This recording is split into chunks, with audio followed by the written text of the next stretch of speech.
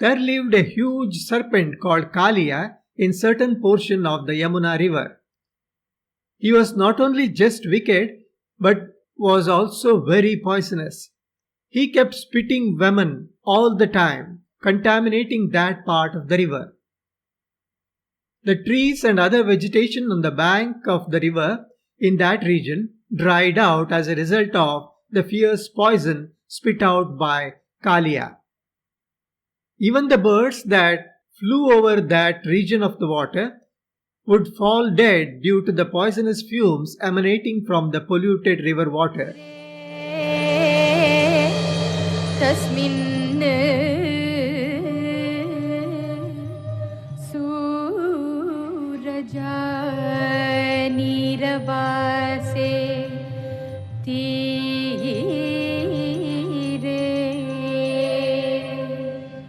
वृक्षाः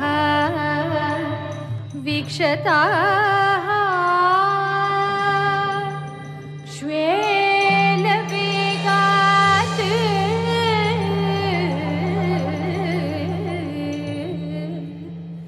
पक्षीभ्राताः पेतुरभ्रे पतन्तः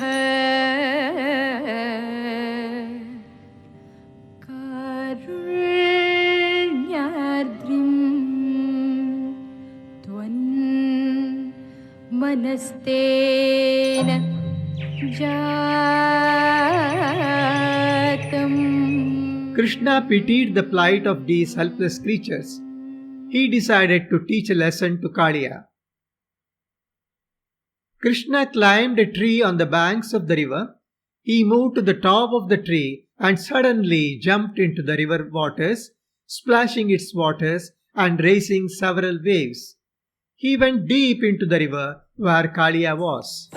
Adhiruhya padamburuhena chatam navapallavatullya manogya ruchadiruhya padamburuhena chatam navapallavatullya manogya ruchadiruhya padamburuhena chatam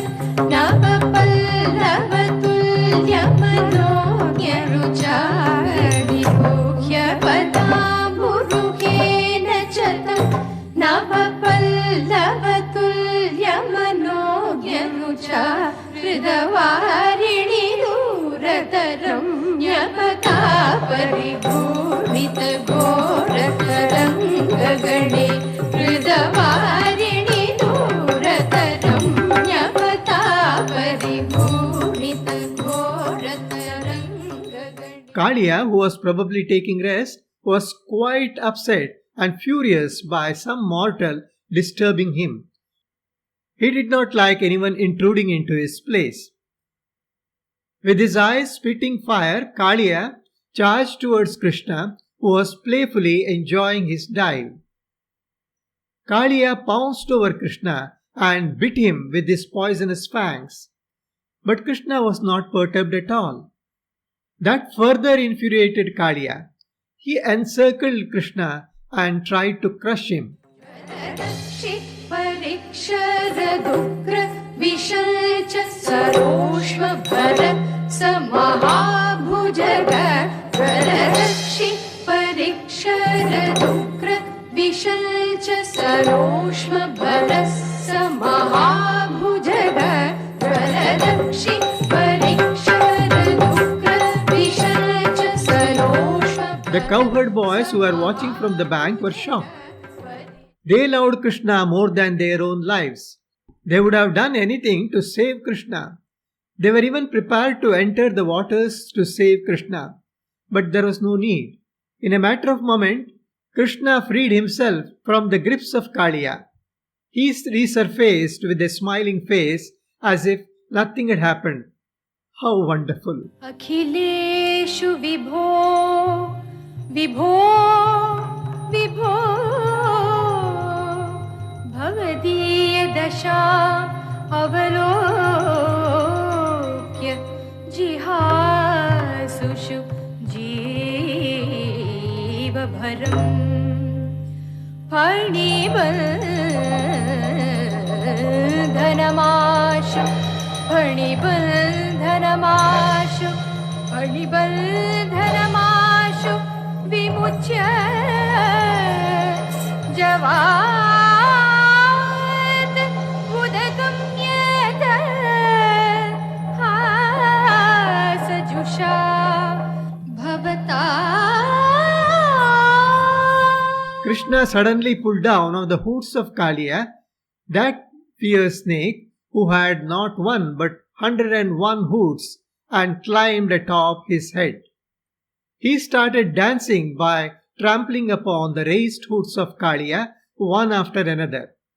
The tinkling sounds of his belled anklets provided the music along with the sound of his bangles. नमति यद्यदमुष्य शिरोहरि परिविहाय तदुन्नतमुन्नतं नमति यद्यदमुष्य शिरोहरि परिविहाय तदुन्नतमुन्नतं परिमथन् पदपङ्करुहा चिरं व्यहरथा करतारमनोहरं करतारमनोहरं करतारमनोहरं करतारमनोहरं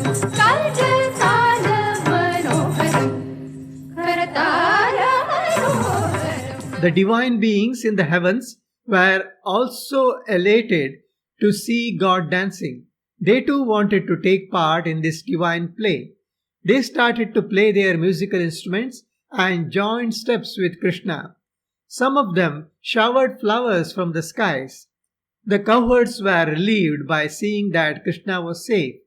They too enjoyed the dance. जघृषुः पशुपाः तुतुषुर्मुनयोः ववृषुः कुसुमानि सुरेन्द्रगणाः त्वयि नृत्यति मारुतगेहपते परिपाहि समां त्वमदान्तगदा मारुतगेहपते.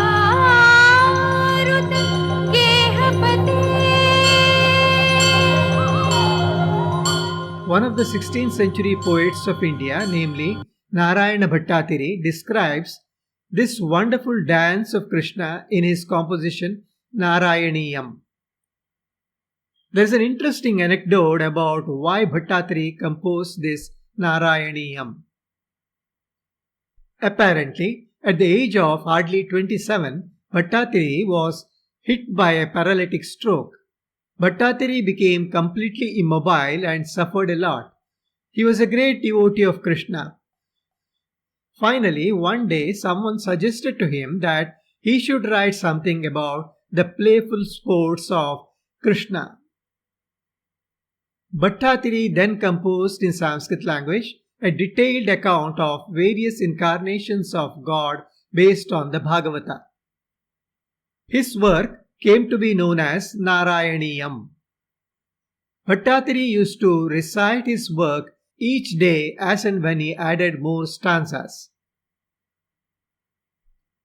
The story goes that when Bhattatiri finished his composition, he had a vision of the God and he was completely cured of paralysis. So, the devout Indians even today believe that anyone who recites this beautiful Sanskrit composition, Narayaniyam, with piety would surely be cured of all physical ailments. Dr. Padma Subramaniam, a well-known Indian classical dancer, along with her accompanying artists, has performed this small piece from Narayaniyam that I described a while ago in her wonderful Bharatanatyam dance style.